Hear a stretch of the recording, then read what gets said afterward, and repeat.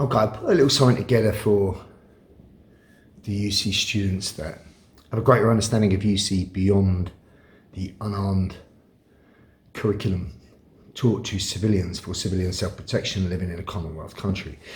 There's another facet of UC, which is Tier 1 civilian. And Tier 1 civilian relates on becoming the best combative trainee that you can be, which of course then incorporates the understanding of many other disciplines. So not just good unarmed skills, but knowing how to use weapons, knowing how to apply emergency tactical medical care, learning various other skills that relate to you being able to perform at a high level in a high stress situation. So this is applicable primarily in countries where the carry of weapons by design is permitted, but it's also adapted right across the board for any country, including a Commonwealth country where you have been unlawfully disarmed of your God-given right to arm yourself against armed enemies. So, but nonetheless, you would still learn how weapons works. But here, I'm interested in the first aspect, so the elements of combative efficiency that you would give to a Tier 1 civilian combative type trainee, understanding that Tier 1 is the best of something. The best combative trainee that you could be would have a very high level of unarmed skill, military grade level of using your God-given tools unarmed. Your unarmed combative efficiency would be high. This would be maximized with your ability to use a point edge weapon, any blunt force trauma tool, and where plausible and legality allows in the country that you live, learning how to shoot and handle firearms.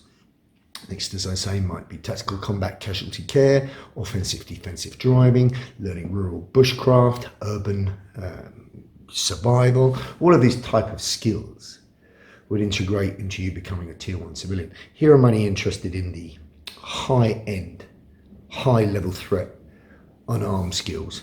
And the key element that applies to all of that, whether you are using weapons or not, is the psychology behind it, or the PSY-COM, the psychology of combat.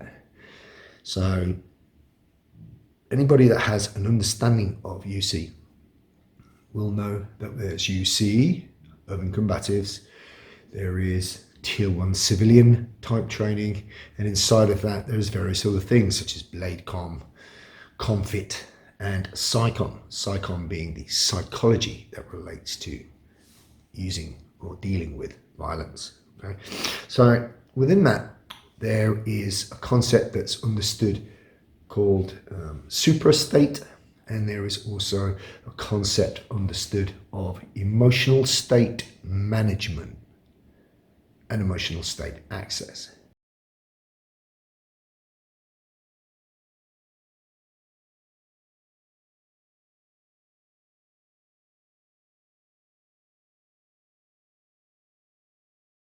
So these elements apply. So a character that we would use often within the PSY-COM lectures was Tamira Morrison playing Jake the Muss from the old 90s films Once Were Warriors and what became of the Broken Hearted. Now this guy is not the kind of guy you would want to model 24/7. He is an antisocial sociopath that beats everyone in his path. So the only element of Jake the Muss that we were interested in was what he does before, during, and immediately after his engagement into extreme violence. So pre-fight, how he is, how calm he is, how confident he is, how his demeanor is calm, how he used deception. In fight, how he's immediate, direct, and explosive, using surprise, speed, and violence of action very quickly, to coming back post-event into a complete state of control. So like an attack-trained war dog, if you like.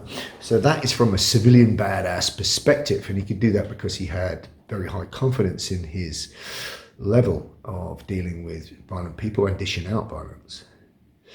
But in the same films, we also used the same character to depict an episode which was beyond his emotional state management, and created what we call red mist rather than cold clinical aggression, and quite rightly so, for the situation depicted that his daughter had hung herself because she'd been raped by his best friend, her cousin, her uncle bully. And he lost his shit here. So there was no emotional state of management at all. He took him apart and couldn't control it or hold it in. That was an example given in PSY-COM lectures as something that you don't want to do. As we've advanced through UC and through the understanding of PSY-COM and the introduction of Tier 1 civilian, the ideal Tier 1 civilian operative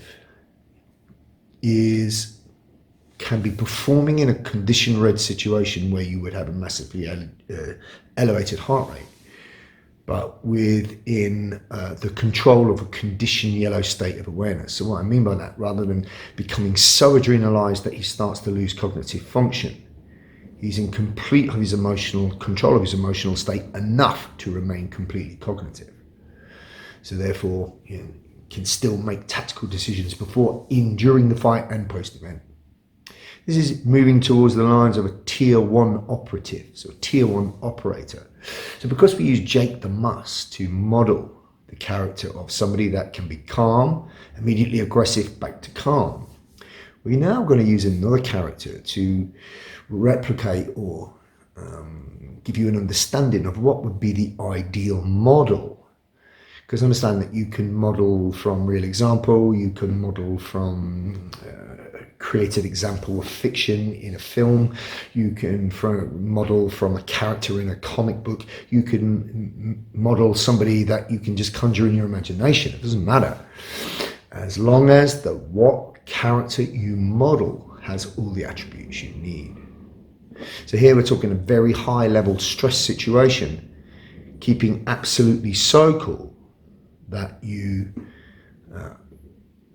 can speak confidently, which should dissuade the situation enough if the person wasn't stupid, to implementing deception to immediate use of force. This was surprise, speed, and violence of action. I mean, literally threw the fucker in 5 seconds, ballistically. Completely cognitive of what you're doing throughout every motion that you throw at this subject's in terms of target delivery. So clinical, not something that's emotionally triggered, clearly recognizing what needs to be done and clinically doing it, as opposed to acting on emotional triggered response. This would be a Tier 1 operative, right? So within the military, they've strived to create that kind of soldier that has a void of emotion, can access what's necessary for what needs to be done and stop when it's finished. Well, I'm going to give you that character, and that character is Reacher. There she is.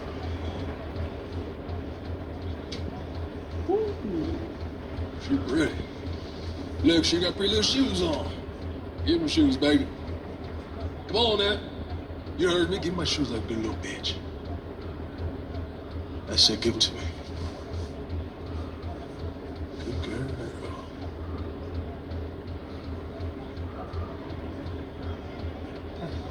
Got glasses too.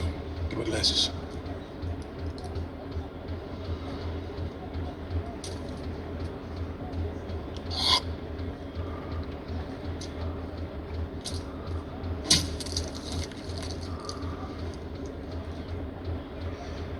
Yeah, there's just one more thing I want from you.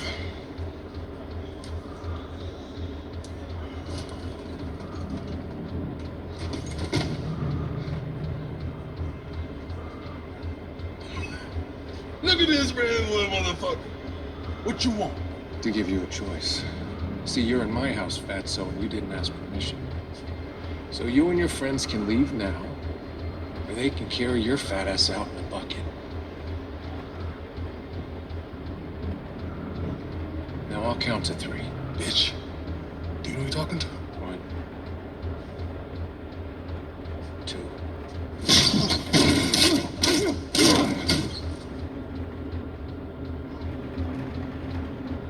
You owe us a pair of glasses.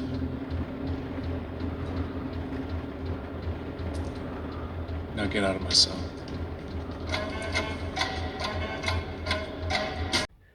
Reacher is hands down the most ideal subject to model for a Tier 1 civilian combative trainee. Look at his emotional state management before, during, and post-event. This is an individual who is left brain clinically driven by what needs to be done, and not, like I said, about what's emotionally triggered. This scene is UC. It's as if they've modelled the dynamic in this scene of combatives, of UC. That's the way we operate. Head, elbows, knees, walls, use of the environment, etc. But immediate, direct and explosive, with surprise, speed and violence of action. I'd like to know who's done the choreography for Reacher, because he's done a really good job, particularly in this scene. This scene, if it has been influenced by UC, then I'll be absolutely flattered. But if not, and this, the choreographer and the creator of this scene, if you like, got together, they understand the ingredients of surprise, speed and violence of action. So again, we're using imagination here, right? So if you imagine using Reacher, a character like that, to show you an example of how UC should be done, it would be that example. This is what it looks like for a tier 1 level trainee or student of UC to literally engage and eliminate a threat very quickly and clinically. Now, of course, Reacher, the guy who plays him, is a fucking beast, and the character of Reacher is skilled at everything. But here, what I'm encouraging you to model is the mentality aspect. I want you to, using your imagination, because it's your virtual reality simulator between your ears, it's the most productive and useful tool that you could implement as a training resource. I would like you to just take the mentality aspect and apply it to the highest and most skilled version of you currently, the most skilled version that you could currently be.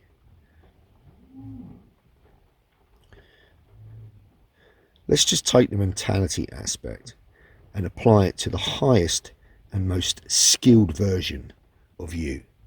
The most skilled version of you that you could be. Imagine what that would look like, and apply the mentality from modelling this Reacher character to that. So you would picture the complete emotional management and control of state that allowed you to operate as the very best version of you that you possibly could, with complete confidence in your ability as an individual that stood for good, who was a protector to others. Because that's what Reacher depicts, right?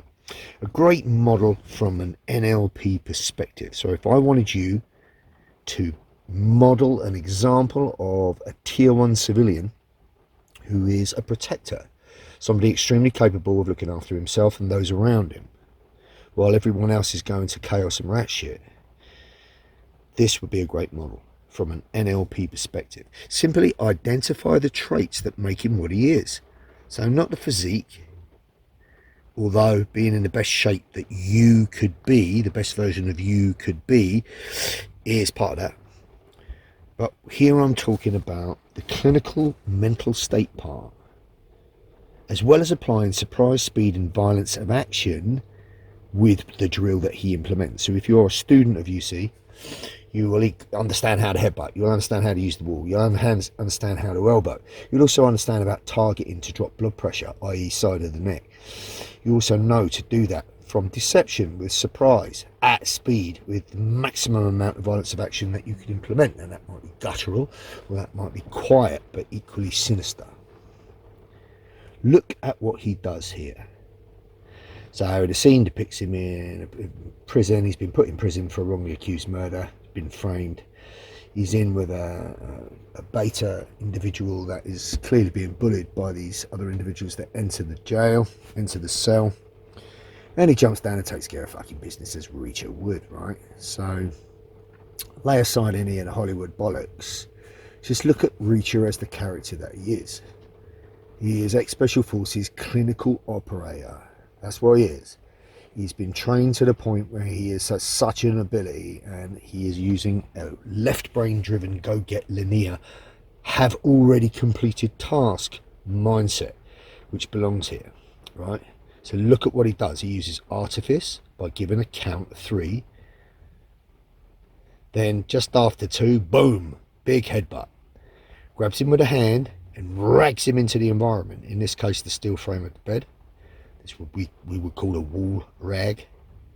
This tilted his head to the side to expose intentionally the brachial plexus inside of the neck to 3 hard and fast explosive elbows, which just collapsed his blood pressure. All with a big fuck you on the end. That's UC. That's a very good example, and that is a very good example of it, or something very close to it influenced by it, or someone that's on the same page. Now, of course, Shane the character reacher is an order follower, just as a machine that goes out and does what it's told, but in the sense of how he started. But now the character clearly is renegade. He's gone rogue. He stands for decency with a strong moral compass, not what the corrupt agencies that trained him would want at all. Fuck, if every one of those that represent government interests were like Reacher, there would be no tyrannical agenda playing out within a week. It's almost like Hollywood are giving us an image of what the global cartel are like, and at what would be needed to rid us all of their stain. Anyway, regardless of all that crap, model Reacher in this scene. So I'm going to give you a series of drills. You're going to visualize. Your brain is a virtual reality simulator between your ears. Visualize the best possible version of you. So somebody that has been training long enough to get the best version of unarmed skills that you could get. You are seriously a force multiplier, just with the tools that God give you. You are confident in your ability. The fittest, strongest, most explosive and aggressive version of you that has complete control on a dial. Right, so imagine that. It's your imagination. You can imagine that version of you. And imagine that version of you in that situation, in that cell. Change it how you like, but keep the physical skills the same. Use whatever dialogue you want in your head to the point of boom when he puts in that headbutt. From there, recognize the cadence and the follow-up from there of ragging his head into the structure, the bed frame, and then look at how he bangs in those 3 elbows. Hard, harder, hardest. Each one got fuck you on the end. When you visualize this in your head with your eyes closed, you would see what you would see, hear what you would hear, feel what you would feel. See it in the first person. So the first person means through your own eyes, looking out through at your own arms, doing the work. Do that 3 times. Then do it in the second person. So the second person is if you were watching you do that on a screen. Bring in all the submodalities. So colour, speed, size of the picture in your brain, what you would see, what you would hear, what you would feel, all of those things. This is internal visualization. So you are internally visualizing that event happening.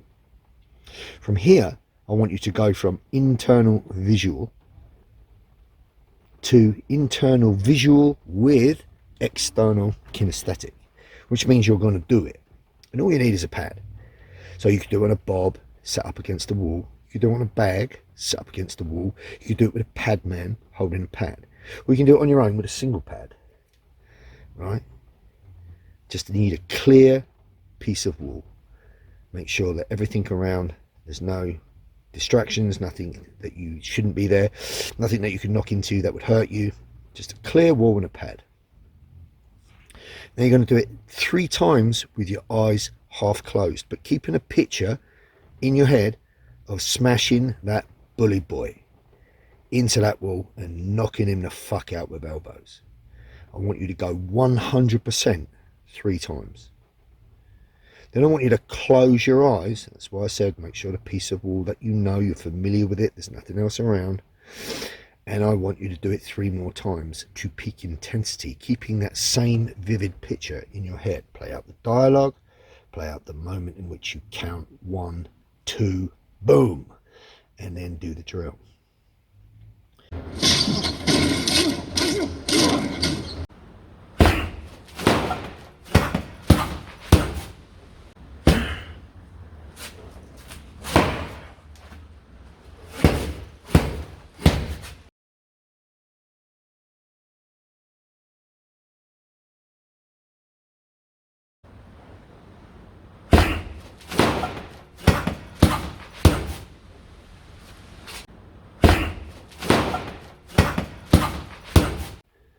Take 3 deep breaths. Your heart rate down. Notice how you've induced a sense of adrenaline with this internal visualization. Then do it a final 3 times, visualizing in your head with notepads. Now what you are doing in point of fact is sending data to your subconscious brain that suggests this is a viable solution in that situation if those attributes and resources are in place. Your subconscious brain will always do what's best for you if it has the data. That, incidentally, cannot be differentiated between a real event, a simulated event, or an intently visualized event, as long as the said practice elicits an emotional response, increase in heart rate, feel, or sensation of adrenaline. Another way to practice this is to cultivate an alter ego. So you can just imagine the best version of you doing that as Reacher would, or you can imagine you cultivate for yourself an alter ego. So you bring upon yourself a personality that comes out of you that you turn into. This is what Richard Grannon calls suprastate. So in this case, I want you to use the character Reacher. It doesn't matter the size difference between you or any of that. I want you to imagine the stepping into Reacher. So he stood in front of the problem and you step into him. I want you to imagine, as you do this drill, that you are now about to employ the drill exactly the same, but with your perception of being Reacher. Now you will do this, of course, to the best ability of your physical frame and your physical attributes, but nonetheless it will be at the very best, closest that you could get to that character Reacher, which will mean you'll be further forward than you doing it as yourself. Now you ain't turning into Reacher exactly how he might do it, but you are going to get as close to Reacher as the best version of you will allow. And if you are a beast already, well, then you're going to bring out your best performance. That's the whole idea of suprastate. Accessing a level above and beyond your current ability. The name was given by Richard Grannon, who conceptualized this idea, but was inspired by a strategy that is employed within sports psychology. So if a golfer wanted to improve his game and his best favourite golfer was Tiger Woods as a model, he would imagine stepping into Tiger Woods and adopting the physical attributes and the mental focus that that character would have. Of course, he's not going to turn into that character per se, but he is going to don those attributes to the best that his ability will allow. So create an alter ego that allows you to access and upgrade your ability to take care of business. All this is PSY-COM implemented, and I'm giving you a model example, which in this case is Jack Reacher, and what we're looking at modelling is the ideal Tier 1 civilian trainee.